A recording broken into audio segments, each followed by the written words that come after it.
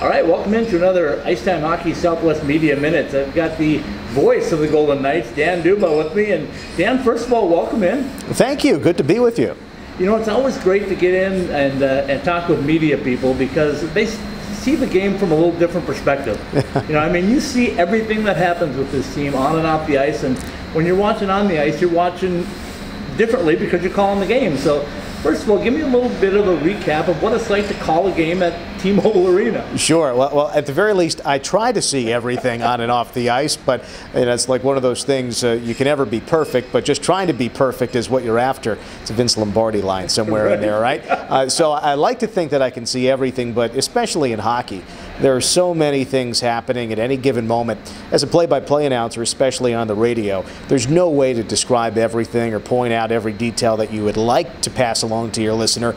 Maybe in any given second or two, there's probably a dozen things, and it's a matter of choosing which one or two are most pertinent. And then it's kind of anticipating what's going to happen next, and then that might help your choice, what to describe. Well, if Jonathan Marchessault has the puck and he's going up the right wing, and oh, here comes William Karlsson on the left side, well, I probably want to mention those two things and not something behind the play. So it's anticipating and choosing what's most important at that time. It's kind of like being an editor on the fly and then choosing the right words to most accurately, fairly, and objectively create that theater of the mind, to paint a word picture so someone listening can see it, not just hear the words and put it together, but truly see what's happening through the way that we describe it.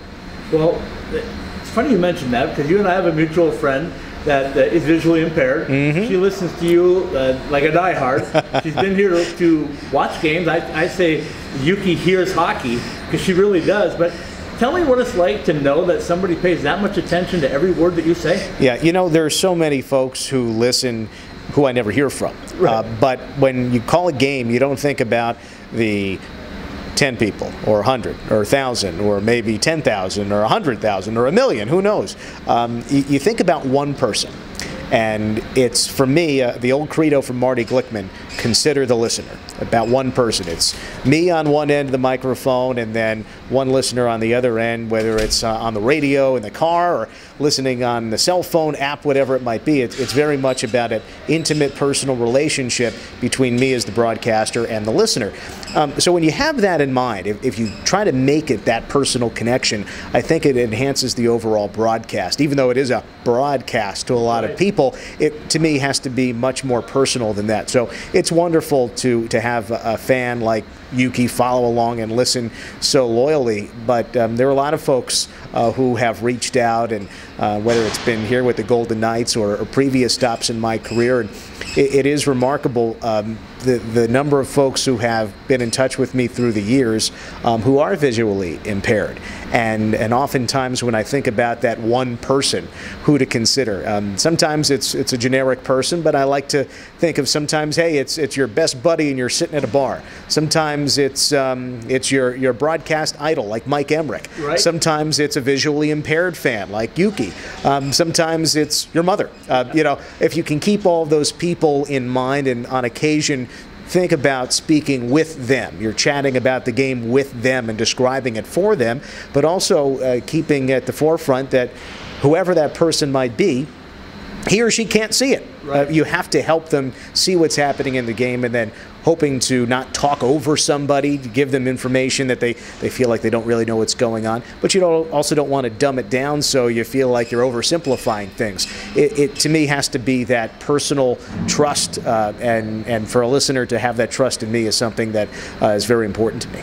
Well, you've been to Vegas now for a little over a year and a half, I guess, and you've seen a lot. You've seen a Stanley Cup run. Yes. But tell me what your overall thoughts are on covering the Vegas Golden Knights like you do. Yeah, well, it first is, to me, about the sport, because I've got to know the game before I'm placed in this kind of position. So having been a hockey fan for as long as I can remember, growing up in New Jersey and being a Devils fan, little kid, they lose to the Rangers in the Eastern Conference Final, Stéphane Matteau, and then the following year to win the Stanley Cup. That's where, for me, at least in hockey, it got started. And to listen to Mike Emmerich calling Devils games on TV and Marv Albert doing Rangers games on the radio, Sam Rosen, those terrific announcers, and then following along with the sport, you create an appreciation And then playing just a little bit, but then broadcasting my high school's hockey games was an incredible experience. You get to know about hockey culture, and then you work your way up through the minor leagues. I was with the Devils organization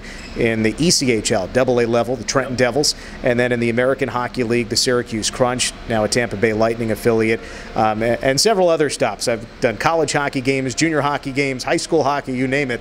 You know, I've been around it so much, so that helps you understand the culture, so that when you come to this level, the National Hockey League, and in a new city, you have that understanding of what it means to be in the world of hockey. And then you get to know the athletes, the coaches, the other participants, who they are, who their stories, you know, what their stories are.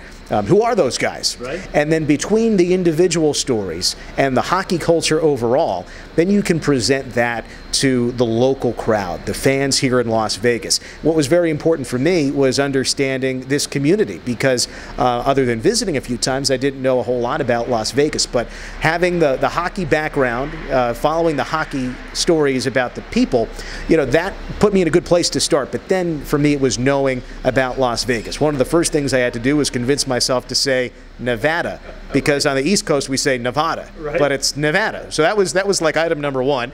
So now that that was taken care of, you get to meet a lot of the people here. You get to know their backgrounds, what they're interested in, and then to see the bond created between the players, the organization, and the fans here. That's been really special. So I think about how to best capture that and pass it along to our listeners. And a lot of listeners, of course, the majority of them are here in Las Vegas, but we have people who listen all over the country and around the world, so you don't want to forget that. You want to make sure that you don't take for granted this incredible experience that has been the launch of Golden Knights hockey in Las Vegas, first major league team the city has ever had, how they've rallied around it. It's unlike anything in sports I've ever seen at any level, in any sport, and you just wonder what's next. The people involved are so special on the organization side, the fans, everybody was just so enthused by what happened with last season, and you wonder how to improve upon it. And I suppose in terms of hockey wins and losses, 3 more wins would get you a Stanley Cup. But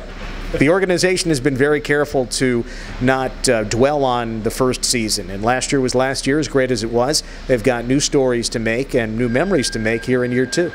I'm going to wrap things up for you today with, we're here doing a feature called Hockey Week in Vegas, right?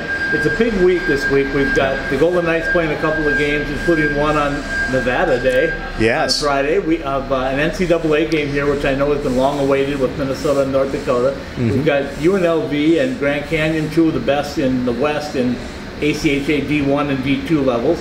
And we have a semi-pro team now in the Jesters that we're doing a little feature on too. So it's truly Hockey Week in Vegas, and I'll bet you a few years ago you weren't thinking of a hockey week in Vegas, were you? Oh my goodness, no. And I remember having visited here years ago and flipping on a TV in one of the hotels and seeing a Las Vegas Wranglers game on TV and think, wow. And I was broadcasting in the ECHL at the time, but the Eastern Conference, never played the Western Conference except in the Kelly Cup Final. So I didn't have much hope of ever coming out here to broadcast, say, a Trenton Devils Las Vegas Wranglers game. But of course, Derek Englund was on those teams, and I'm sure that he would tell you the same.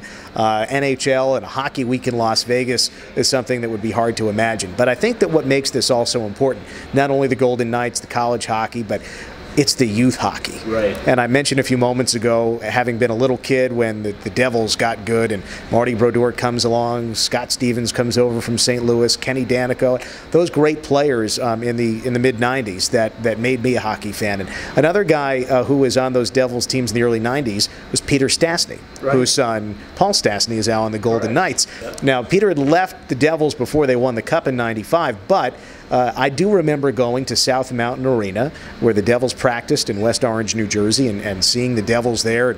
I remember getting a New Jersey Devils puffy winter coat there at South Mountain, and then later on broadcasting high school hockey games there. But to me, I became a lifelong hockey fan because of how the Devils embrace the community in New Jersey. It's about the young kids. You make them a fan when you're a kid, you're a fan for life. So I think that as you can get young kids watching the Golden Knights, watching college hockey, and even participating themselves, you're creating a wonderful environment for hockey to grow and grow for not only the coming years, but the coming decades.